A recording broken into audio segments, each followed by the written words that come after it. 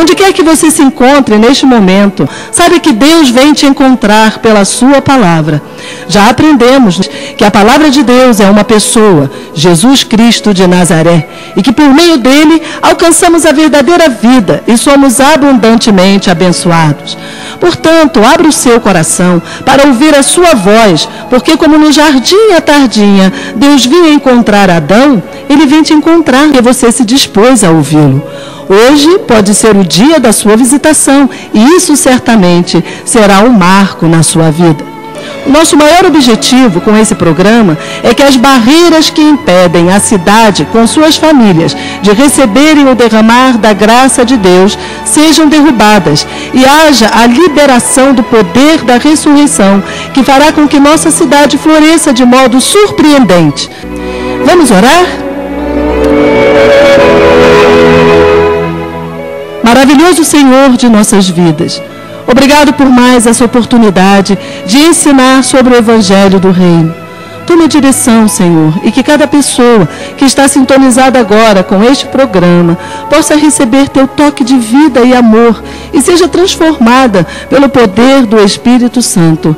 Receba a nossa adoração. Em nome de Jesus Cristo de Nazaré, nós oramos. Amém.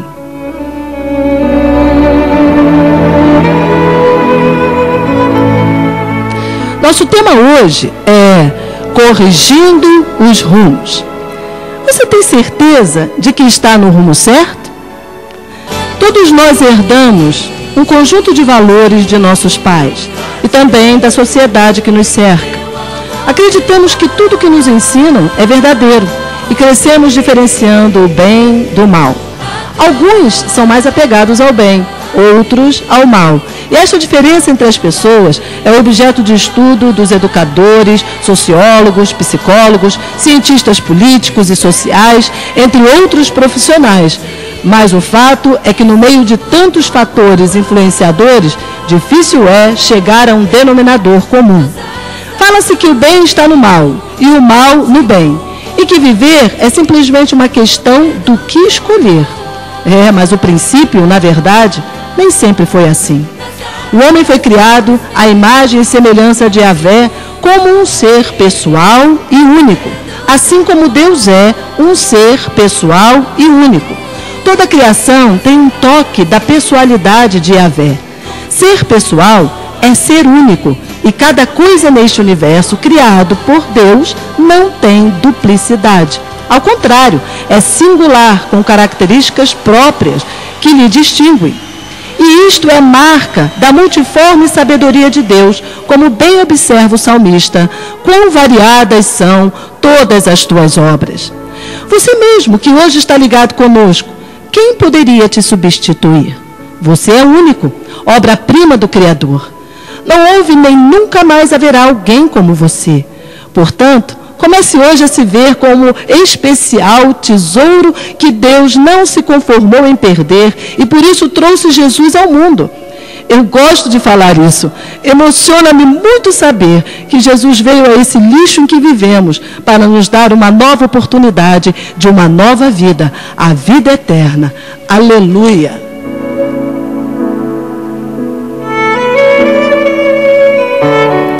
Aleluia! Está declarado em Romanos 1 que os homens são indesculpáveis, porque não dão glórias a Deus e nem o reconhecem por suas obras. Antes, o reduz à imagem humana e de quadrúpedes e de répteis. Deus é espírito e importa que seus adoradores o adorem em espírito e em verdade. Ecoa das Escrituras Sagradas, em Êxodo 20, a voz do Altíssimo nos 10 mandamentos, escritos pelo seu próprio dedo e dado a Moisés e ao seu povo no deserto. Não terás outros deuses diante de mim. Não farás para ti imagem de escultura, nem alguma semelhança do que há em cima nos céus, nem embaixo na terra, nem nas águas debaixo da terra. Não te encurvarás a elas, nem as servirás. Amados, o que desagrada profundamente a Deus, e Ele jamais terá por inocente, é quando cultivamos um coração inclinado à idolatria. E o fundamento da idolatria é o egocentrismo, ou seja, a busca pela satisfação pessoal, que nos leva a imaginar que Deus ou deuses existem para corresponder aos desejos pessoais. Veja o que o apóstolo Paulo fala em 1 Coríntios 10, de 1 a 7. Ora, irmãos, não quero que ignoreis que nossos pais estiveram todos debaixo da nuvem e todos passaram pelo mar. E todos foram batizados em Moisés, na nuvem e no mar. E todos comeram de uma mesma comida espiritual. E beberam todos de uma mesma bebida espiritual, porque bebiam da pedra espiritual que os seguia, e a pedra era Cristo. Mas Deus não se agradou da maior parte deles, por isso foram prostrados no deserto. Não vos façais, pois, idólatras, como alguns deles, conforme está escrito: o povo assentou-se a comer e a beber, e levantou-se para folgar.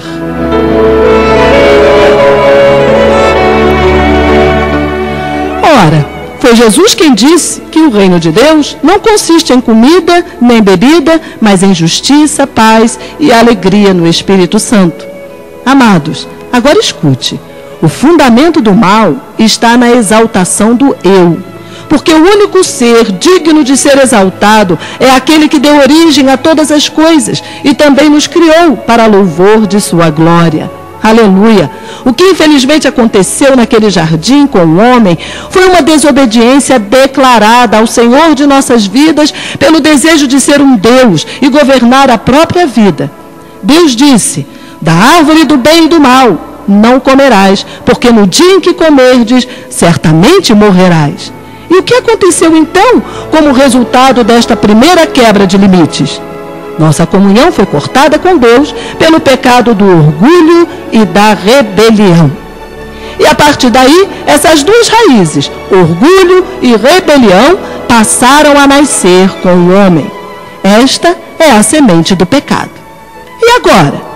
Agora, o pecado jaz à tua porta e a ti cumpre dominá-lo.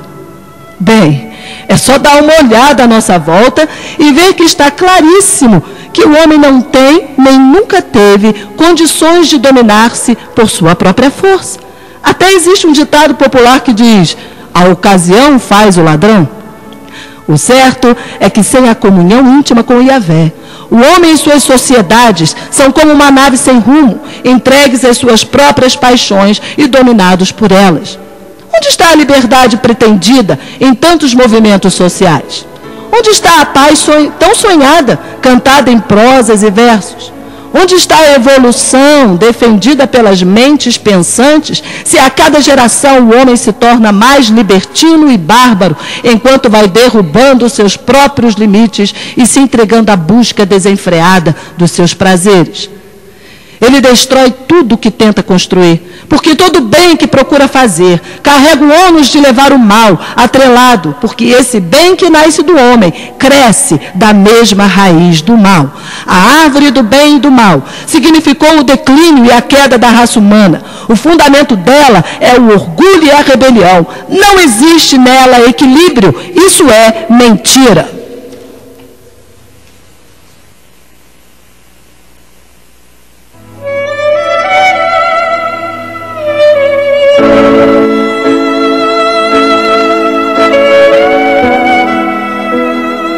Se referiu a isso quando, escrevendo aos Romanos, no capítulo 7, exclamou: porque eu sei que em mim, isto é, na minha carne, não habita bem algum.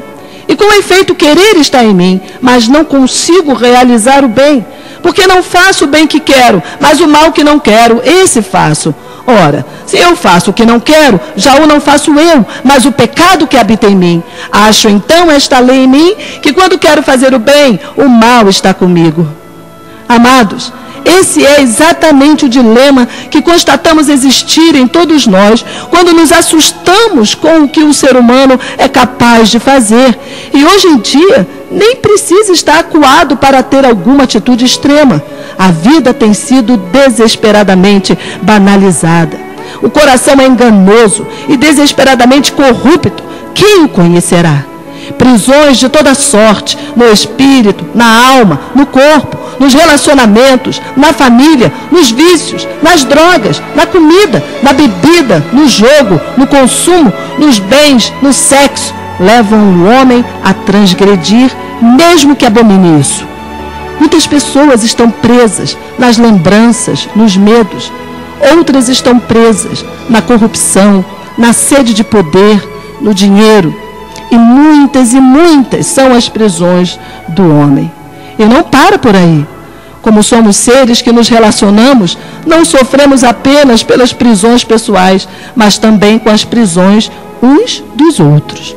O fato é que, em maior ou menor grau, todos nascemos presos e vamos nos enredando ao longo da vida, muitas vezes sem consciência disso, colhendo os frutos das escolhas que fazemos. Consciente disso, Paulo exclamou: miserável homem que sou, quem me livrará do corpo desta morte?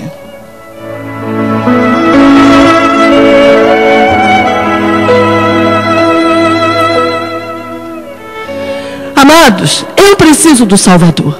Você precisa do Salvador. Toda a raça adâmica precisa do Salvador. Toda a criação precisa do Salvador, porque tamanha é a profundidade do pecado que as Escrituras dizem que até as coisas celestiais foram afetadas. A cruz significa muito mais do que um mártir, do que alguém que deixou uma mensagem de amor, ou mais um caminho a ser escolhido e seguido entre tantos no mundo. A cruz nos liberta do bem e do mal, porque ali foi julgado o nosso orgulho e rebelião, porque na cruz foi crucificada a raça adâmica em Jesus, chamado segundo Adão, cumprindo a sentença de morte que havia contra nós: certamente morrerás. Jesus, e só Ele, é o nosso remidor, e nele podemos nascer de novo para Deus.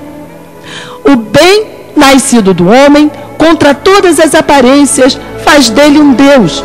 Vide tantos que foram elevados a essa estatura, considerados de uma bondade sem igual. Mas escute essa história. Jesus, caminhando com os discípulos, certa vez encontrou um jovem que era rico e uma excelente pessoa, que fazia o bem e guardava os mandamentos de Deus. Então, se dirigindo a Jesus, perguntou: bom mestre, que farei para herdar a vida eterna? Jesus, respondendo, disse: por que me chamas bom? Só há um bom, que é Deus. Ora, nós somos seres morais, temos um juízo de valor, sabemos o que é bom. Aquele rapaz sabia o que era bom, mas é Jesus quem está falando que só há um que é bom, e esse é Yahvé, nosso Deus. E que o bem nascido do esforço do homem para agradar a Deus, na verdade não o alcança, e que só serve para esse tempo agora, porém jamais nos poderá levar para a eternidade com Deus.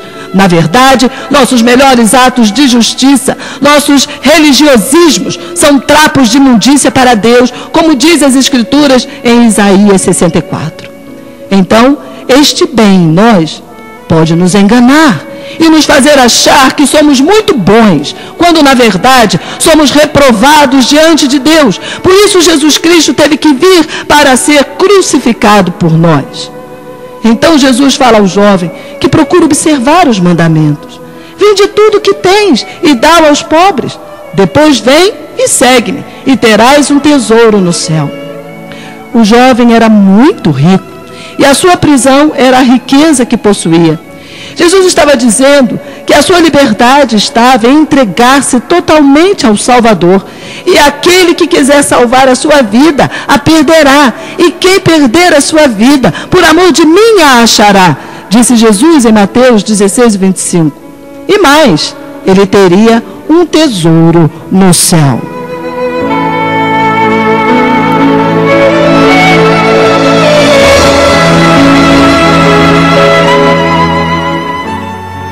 Você, querido ouvinte, que resposta daria Jesus ao ouvi-lo chamar assim?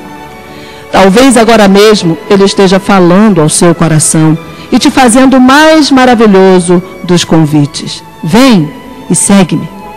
Talvez você esteja pensando: por que Jesus impôs essa condição àquele jovem tão distinto? Jesus, na verdade, identificou as prisões naquele jovem que o impediam de ser salvo e, consequentemente, a sua entrada no reino de Deus. Ele estava preso nos seus bens e confiava que a sua segurança estava no que possuía.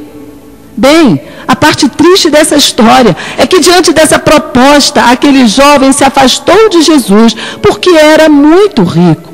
Ele possuía muito deste mundo e não pôde renunciar ao que tinha.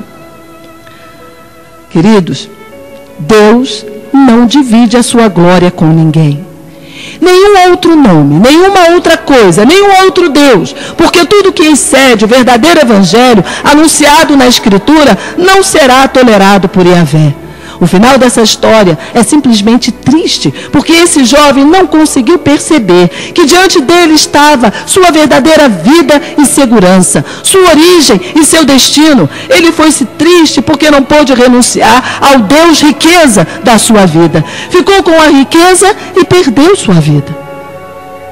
No mundo onde se vale pelo que se tem, e por isso o grande sonho é acumular riquezas para ter uma vida sem preocupação com o trabalho e ter acesso aos bens de consumo, onde os ricos se elevam acima do bem e do mal e têm tratamento diferenciado dos demais, onde o bem é relativo, oscilando com as bolsas de valores. O chamado de Jesus, amados, se torna radical, sim, porque para estar com Ele terá que haver em cada um de nós uma troca de identidade, que implica numa troca de reino, do reino das trevas para o reino da luz, numa troca de valores, dos valores do mundo para os valores de Deus. E para isso acontecer, é necessário nascer de novo. E verdadeiramente seremos libertos dessa árvore maldita. Jesus disse: se o Filho vos libertar, verdadeiramente sereis livres. Diante de nós está aquele que é Senhor dos céus e da terra, herdeiro do reino do nosso Deus, Yahvé, oferecendo toda a riqueza do seu reino, toda a sua herança, e ele cumprirá a sua promessa, que está em Ezequiel 36, 26, e vos darei um coração novo, e porei dentro de vós um espírito novo.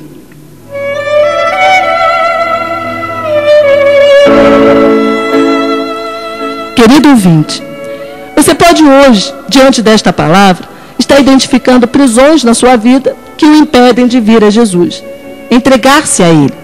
Talvez esteja vivendo no meio de algum engano doutrinário, ou simplesmente seja hoje a primeira vez que ouviu do Salvador desta maneira. Receba esse convite. Entrega o teu caminho ao Senhor. Confia nele e Ele tudo fará. E Ele fará sobressair a tua justiça como a luz e o teu juízo como o meio-dia. Descansa no Senhor e espera nele. Não deixe passar essa oportunidade. Jesus não voltou para encontrar de novo aquele jovem. Hoje é a tua vez. Escolhe a vida. Medita agora e deixe o Espírito de Deus ministrar ao seu coração. Senhor da glória, louvado seja o teu nome por nos libertar da raiz do bem e do mal e nos permitir viver na tua presença por Jesus Cristo. Toma nesta tarde, Senhor, a cada um que recebeu essa palavra e faz frutificar neste os frutos que agradam ao teu coração. Declaramos libertação aos presos por enfermidade, vícios, depressões, questões financeiras e familiares. Livra-os do engano, da idolatria e da feitiçaria. Que a tua graça, que é melhor do que a vida, os encontre e faça-os nascer no teu reino, para que teu nome seja glorificado. Livra, Senhor, a nossa cidade de toda destruição, falência, desemprego, medos. Confiamos e esperamos na tua misericórdia, que é somente a causa de não sermos consumidos. Derrama as tuas ricas bênçãos também, Senhor, sobre os aniversariantes deste dia e da semana. Que Deus os abençoe muito nessa nova jornada, deste novo ano. Seja para ti, Senhor, todo o nosso louvor, toda a nossa adoração, toda a nossa vida. Ensina-nos a te seguir, a te amar, Senhor, e a fazer em tudo a tua vontade. Em nome de Jesus Cristo, amém e amém. Que Deus te abençoe.